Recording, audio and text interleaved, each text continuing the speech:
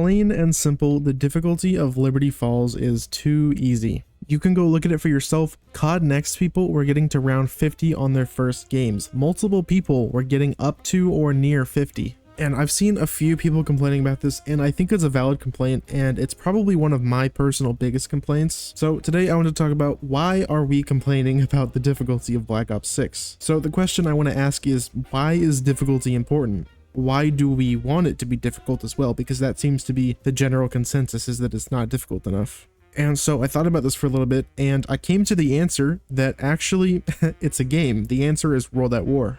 Before we get into my big point really quick, let's go ahead and talk about a brief history of difficulty in Treyarch Zombies. So Zombies was inspired by tower defense games, which are known for starting easy and getting hard. My favorite example is Plants vs. Zombies. We've probably all played Plants vs. Zombies, so I'm sure you know when you start the game, right, there's only one lane, you've got a pea shooter, and there are like 4 zombies, right? If you do what the game tells you to do, it's almost impossible to die, actually. But by the time you get to the end of the game, there are like hundreds of zombies coming every level, you're fighting giant bosses, you're having to do like inventory management, you're having to dig up and move your plants, there's tons of things involved. It gets really difficult by the end. And Zombies was made with that same philosophy, but they applied it to a first-person shooter instead of a 2D game, right? Zombies also starts easy and then gets very hard. Obviously, there are a couple caveats to that. One of the great things I loved about old Zombies, actually, I like the 2-hit down, because even though zombies are slow and they don't have a lot of health, they still are a genuine threat if you're not careful. That's a big problem now, obviously, but I'm getting ahead of myself. Let me get back to World at War. So if you were around playing Zombies during World at War or around that time, you would know if you even got past like round 20, you were like a champion. Assuming, you know, you weren't sitting in a glitch with a flamethrower, right? Everyone thought you were crazy, right? You were the shit. And that's just how it was back on Nocturne and Toten. And over time, as Treyarch saw this, Zombies got harder to actually accommodate better players. It got harder with each map in World at War. In this case right now, we're going to stick with just World at War. So Verrucht, Zombies could now reach through windows, and they now ran extra fast to prevent you from running away from them. In Shinonuma, they added environmental hazards like the swamp so that you had to watch where you're walking and you couldn't just brain dead walk around. They also tried to add a new mini boss to throw you up to. And if you've played World at War, then you know that World at War Hellhounds they're on a different level compared to every other Hellhound. They are something else. They are to be feared. And then finally, Der Riese. Well, what Der Riese did is it removed the 24 zombie cap. So now every round as it goes up, it gets extremely harder because now you have to do much more ammo management. And obviously they did give you the pack-a-punch to compensate for that, but in general, Der Riese was still really hard. By the end of World at War on Der Riese,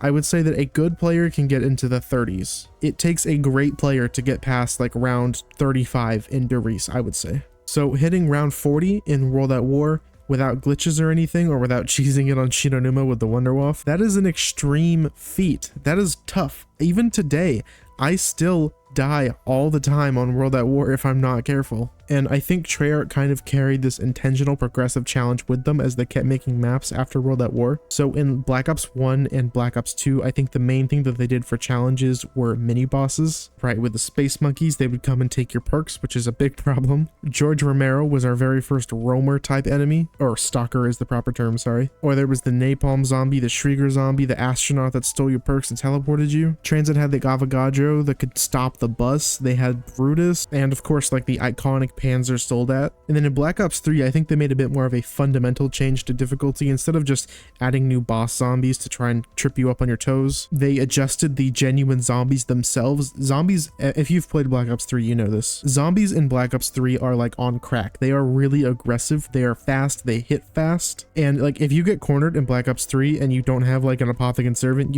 there's a good chance that you're dead. And even then, even with wonder weapons, Black Ops 3 zombies are still really lethal, which I think was a great way to balance it, because you can still feel super powerful in Black Ops 3 and super weak at the same time in the same game. They honestly did a great job designing that, I think. But then once we get to Black Ops 4, I think is the first time we ever see where they truly genuinely made the game easier because people complained. And you wouldn't know about this unless you bought Black Ops 4 when it came out, but originally when Black Ops 4 came out, on the regular difficulty you could take 3 hits and then you would down. So it's like having no jug in Black Ops 3. After a little bit, they actually changed it because people on the internet said it was too difficult. So that's why now, if you go and play Black Ops 4 on the regular difficulty, you have 200 health or 4 hits instead of 3 because people thought it was too hard. If you want to play Black Ops 4 more like how it used to be, you can actually just play hardcore and it'll give you the 3 hit down like how it used to be. Now yeah, over the game, sometimes some things are too easy and some things are too hard, but I think generally speaking, it's not on purpose. Like the specialists and the perks from Black Ops 4, they are very overpowered, but I think that was kind of a design flaw and not an intentional design decision to make them ridiculously overpowered. Stuff like that I just really don't think counts because they didn't intend for that to happen. That was just like an effect of the gameplay.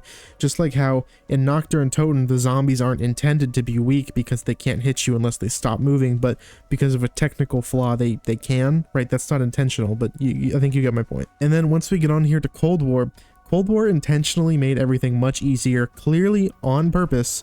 But if you remember what I said earlier, where Zombies was kind of developing its difficulty with the community needed it to be harder. Because like I said, once Black Ops 4 got that 200 health update, that game is overall considered very easy. On any given match of Black Ops 4 Zombies, there are probably at least 6 different failsafes before you can like die and end your game. Like sometimes when you're playing Black Ops 4, it can be hard to die. But in Cold War, instead of making it harder like they had been doing, they just pivoted and they made it easier, so much easier. It created this like giant cliff. It was a giant difficulty fall off and it left it far away from the players. Especially now, I need to go into some like more Call of Duty meta talk for a second. Because of the release of Warzone in 2020 for Modern Warfare, Call of Duty got extremely competitive really fast, right? It's no secret that Black Ops 4 was kind of a low point for Call of Duty because Fortnite took over and it took away players from like every game. People were kind of getting stale of Call of Duty, just stuff like that. And once Warzone came around, we have like this whole streamer culture where everybody wants to be a streamer, everybody wants to get good gameplay. So by and large, even though of course Call of Duty I guess probably has a larger install base now, the people who are playing the game are probably really skilled players. With the way that all the new systems are set up, your knowledge from the rest of the Call of Duty game extends into Zombies. Obviously before in Black Ops 3, for example, Black Ops 3 is a great example for this. You could be an absolute master of the campaign and multiplayer of Black Ops 3. The instant you load into Shadows of Evil, you have no idea what you're doing. Like, it's actually insane how much of no idea you have of what you're doing. And that kind of creates an interesting thing there. But now with Black Ops Cold War, right? Anyone who knows how to play multiplayer or Warzone or campaign, they can spawn into zombies. They have absolutely an idea what they're doing. Oh, okay, this is just like that, but I'm shooting zombies instead of people. Okay. And yeah, I'll give it to him. This difficulty curve has slowly been coming up since Cold War. Vanguard was a little bit harder than Cold War. Modern Warfare Zombies actually got a decent bit harder, I'll give them that. And Treyarch said that by Black Ops 6, they thought it would come back up and it would be difficult. They explicitly told us actually, we want Black Ops 6 to be harder. But as we can see, because of this Liberty Falls gameplay at COD Next, it doesn't seem to be harder. We do know also that when YouTubers went like a month ago or whatever to go and play Terminus at Treyarch, multiple of the people who went there said they had to talk to the Treyarch employees and tell them, hey, this is kind of too easy. Now, I have no doubt in my mind that Terminus is probably harder than Liberty Falls. I think that's just natural, just the same way Shadows is harder than the Giant. But even then, if they thought that Terminus was probably a little too easy, then Liberty Falls is way too easy. And that's just a brief history of the difficulty curve of Zombies up to where we are now, World at War to Black Ops 6, but why does that even matter? Now, originally, you were supposed to be playing to get a new high score. Remember earlier when I was talking about how Zombies was inspired by tower defense games? Zombies was basically supposed to be an endless tower defense game, to put it the most simple as I can. So your goal was to get a new high score, in that case it was rounds. Treyarch has come out and said it themselves. Treyarch devs were initially addicted to seeing who in the office could get the highest round before World at War even came out. Quite literally, before the players ever even got their hands on the game, the spirit of Zombies was seeing who could get the highest round. Zombies is an arcade game. It's not a damage numbers health bar arcade game. It's a high score arcade game. But look at it now, right? People are getting round 50 on their very first attempt who don't even play Zombies. Plus, ironically, actually, Black Ops 6 tells you when you get a new personal best round on the screen, which is really cool. By the way, I like how it tells you that, but like, you're gonna see that screen like once, and then you're never ever gonna see it again because you're gonna hit like round 50 on your first playthrough. I just think with easiness like this, the original purpose of zombies is gone, right? Think about it. Remember way back in Kino, Syndicate's 115 game? Well, round 115 is just another Monday now. Anybody can do that. I remember checking into this guy's live stream. He was playing Mauer der Toten right when it came out, and he was streaming it, and he was trying to get to like round 1000. He got to like round 935, and he said he was bored the whole time, and I don't even remember if he died. He might have just quit out of boredom. Remember when you could show off your high round and the kids at school would call you a liar or say that you used a glitch spot? Now, maybe I'm just being too nostalgic, but I do remember those things, and I wish that was still around. Now it kind of seems like nobody cares about rounds, and it's all about who can do it the fastest. And that's okay, there's nothing wrong with the speed tests or speed runs, but I think you can speed run like any game, but you can't do a high score round of any game. I think that kind of made zombies a little bit more unique than Super Mario 64, right? I think that zombies needs to be difficult so that the original principle of the mode stays alive. You might not agree, and that's okay. Some people want it to be fun, but not a challenge, and that's okay. You're allowed to have that opinion, and you can say that I'm wrong, and that's totally fine. But I think I can say, whether you agree with me or not, that the core of zombies is fading away, and it's sad. Before there was a story, before all the crazy stuff, before there was Richtofen and Samantha, before there was an ether, a dark ether, all that crazy stuff that came from it, what was zombies? It was rounds. It was how high could you get. And now that doesn't matter at all. And it just kind of makes me a little bit sad. Most talks about modern zombies are about Warzone features and aura and atmosphere and all that stuff, but I think this scenario is a little bit more different and a little more special to the actual zombies mode. If you're an older zombies player, I want you to think back on when you were younger and probably not as good at games and had a high score. When I was like 7 years old playing Black Ops, I could never make it past the Hellhounds on Kino. For weeks, I always died there. I also always struggled to make it past like round 10 on 5 or stage 15 on Dead Ops Arcade. When that happens, you get a feeling of triumph when you beat your record. This idea of triumph in games is actually quite common now, if you're aware of the broader gaming space. One of the big current trends is Souls-like games. Elden Ring, Star Wars, Lies of P, Bloodborne, also Sony, PC port, pretty please. These games are insanely popular. It's no secret that Elden Ring is one of the biggest game releases in pop culture of all time, despite being a very difficult game that is typically seen as not casual friendly. There's a much higher chance that you've played a Souls-like now than that same chance was 9 years ago when Black Ops 3 came out. Modern Zombies has a lot of issues, some big and some small, but I think that difficulty is simply the biggest one in my opinion, maybe up there next to the old point system. We are in a world where difficult AAA games are extremely commonplace and sell insanely well. There is a reason that Elden Ring rose up above Dark Souls, and that's the accessibility features that they added. I think this is the main thing that Call of Duty needs to understand, all around the game, not just in zombies. Difficulty does not equal accessibility. Modern Zombies is afraid of being both difficult and inaccessible, but I think that they really need to reevaluate this. Call of Duty Zombies should be difficult. It should be very difficult. That's what gives it its core replayability. Outside of the maps, the Easter eggs, all that stuff, it's the core difficulty of just surviving. That's part of why older Easter eggs were so challenging. It's the mix of a quest or puzzle while also trying to survive a hard match of zombies in its own right. Let's look back at how Elden Ring overcame the inaccessibility of Dark Souls. First, Elden Ring had a much more defined tutorial.